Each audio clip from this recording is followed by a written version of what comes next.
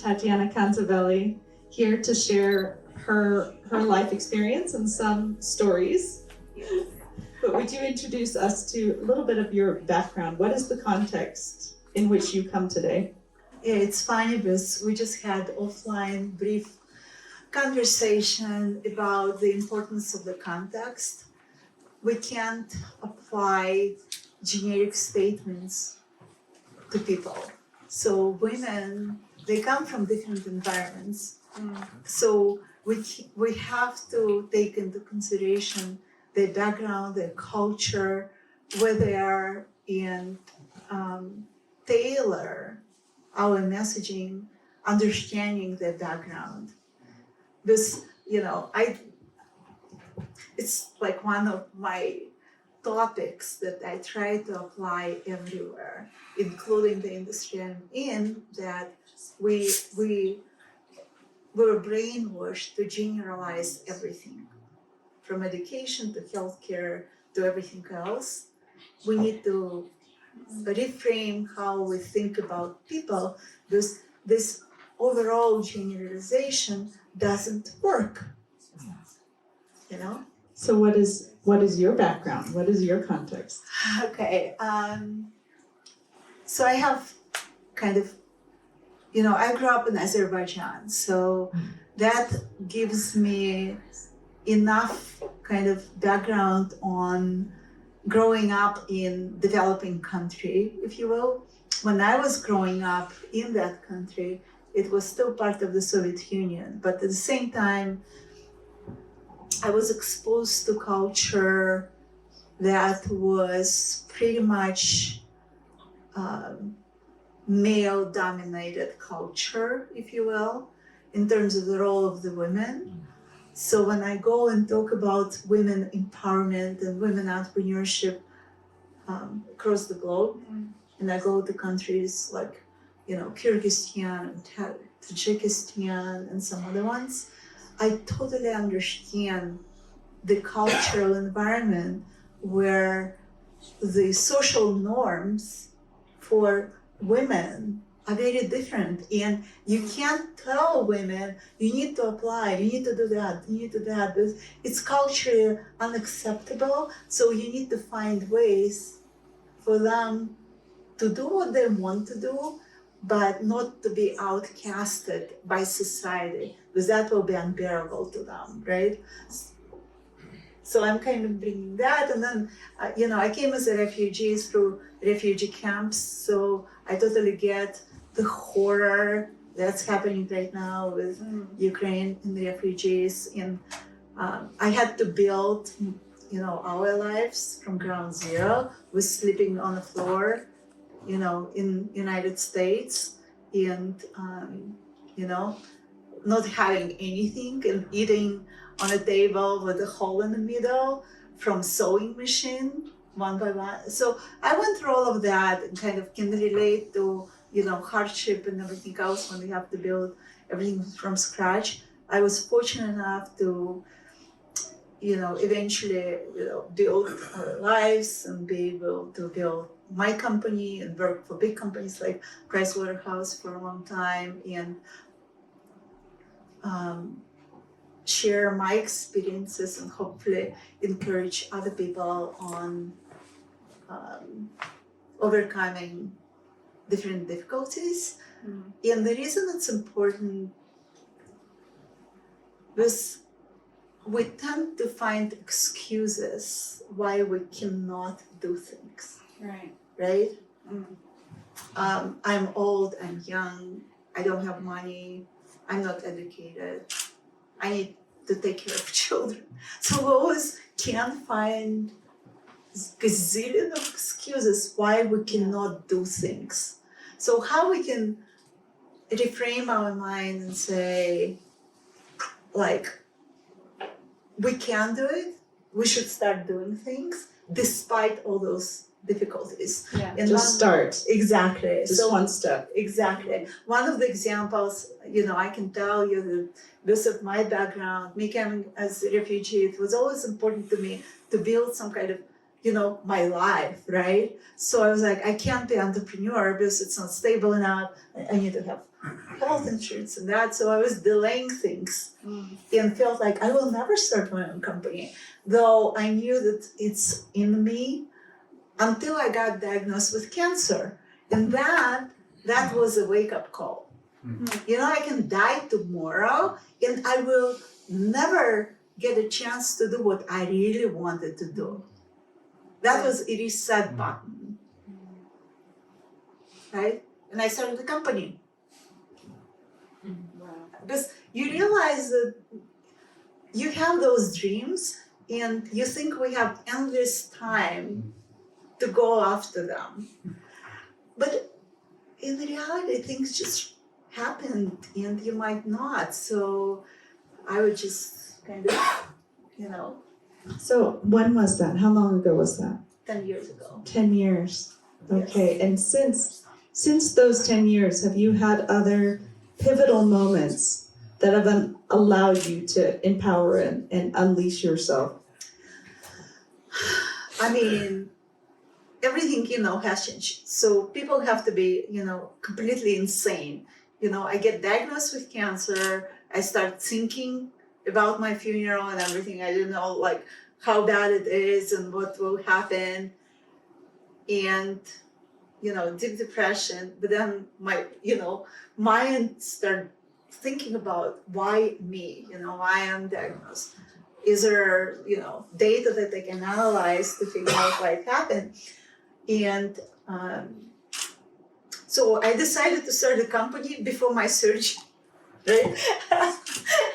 And then I found a co-founder. I explained the concept of, looking at all kind of data to figure out, causation, potential treatment outcomes for horrible diseases such as cancer. And he said, yeah, I want to do that. And I said, oh, by the way, I'm having surgery. I don't know if I'll be alive after that. Are you still in? He said, yes. So that's how it started. But then I had experience applying technology to many different industries, except healthcare, right? So I had all those big vision on what needs to be done clearly in my mind. And then I faced US healthcare, where nothing makes sense. And the quality that we need to build in ourselves is to be able to constantly adapt to changes that are happening, recognize them, and pivot. So my life since that time was constantly trying to understand what can work. Because you can't just come, scratch the whole healthcare, right, and build something. So you need to understand, okay, I came with this revolutionary idea, but if I'll continue with that big thing without understanding constraints, then nothing will happen. And you can get frustrated, but you shouldn't. Because anywhere, you'll face it. So you need to kind of step back, readjust, change your business plan, having that big vision and create kind of an agile environment, little things that they can change. Because when we see big problem, we try to close our eyes, no, it's too big. I can't do anything about it. So I'm not doing it. It's hard. And you can look at it as okay, that's a challenge. I like challenges. So here's my big vision. Can I make little things and gradually start changing and improving versus just washing my hands? Oh, no, that's too hard. So yes, it was constant pivoting, changing, adapting, but still having that big kind of mission in my mind. Wow. So I wish I had heard that starting out my entrepreneurship journey. When you come on to challenges, just really face them head on.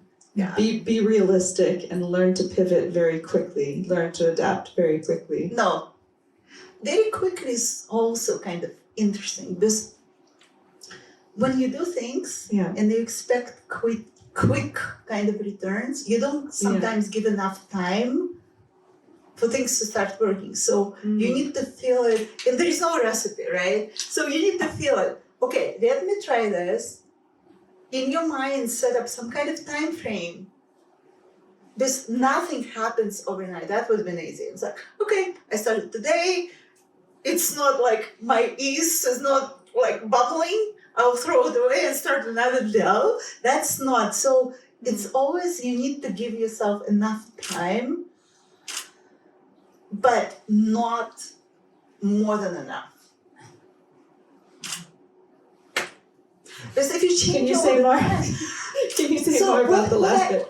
right. So when you don't give enough time, you constantly introduce change without ever giving a chance for your idea to start actually working. So there is this fine line between constantly changing. Because once you start doing things, there are so many people about how you change this, change that, change that. And if you will listen and start changing, you see what I mean, right? So I always, I mentor entrepreneurs and I tell them there's so many exceptional mentors. Listen to all of them and don't do anything that they say. Absorb, analyze, and do what you think is the right thing to do for your company at this stage based on your vision. Because you can't just constantly, someone, very talented comes to you, very big name, whatever, you need to change that, you change it. Then another person comes. He said, so it's kind of a fine line that you need to walk as entrepreneur. And there is no recipe, you just have to listen to your heart. Yeah, I think I'm looking out and I'm seeing PETA and I'm seeing Stephanie, women that have held true to their vision with a lot of people coming and supporting and bringing what they have, but holding true to their vision. And Tara out there who's got a new vision and is going to be going for it. And so this is tremendously good information. Listen to all the amazing mentors, but don't do what they tell you to do. until you kind of analyze and put it in the context of your vision, where you are, and kind of make your own sense out of all that input. It's all very valuable input, but you are you. You started your company for a reason, right? Yeah, it's your vision. It's your heart mission. Exactly. So, final question: where are you now? Where are you today? So we are, have this mission on using data to create digital representation of people, and it's very important. Remember, that's the future of healthcare. There will be a data-driven digital twin, and it's very important. That's the only way we can get the precision, personalized care from drug discovery. I can give you 10,000 examples. The simple one, imagine you have headache. Yeah, I have headache, you have headache. We go with take Excedrin, whatever. The same, like whatever, 10 milligrams. Maybe you need 3, 1, maybe I need 10. Maybe I don't, maybe, it's all personal. But right now we've been trained, the whole healthcare and everything, that there is generic pathways, there are generic set of medicine, even dosage and everything. So all of that has to change. Because in many cases we're doing more harm than good. In many cases we waste time in kind of by using trial and error. Take this med, and that, it doesn't work. Change that and take that. Right. Take this in the morning, this at night. In a month, come back. Let's do you see what I mean? So all of that can be actually modeled using digital twin. Yeah. And will, come with the best treatment for you that will deliver the best outcomes with the minimum harm. So that's kind of what we're deploying right now in so underserved communities in US. And I know there are a lot of discussions about like underserved communities, and trust me, access to internet, having mobile devices, all of that become like a real issue with providing acceptable healthcare services to people in underserved communities. So, Godspeed, Tatyana. Thank you. I think we're all behind that. yes, And thank you for sharing. thank you for having me here.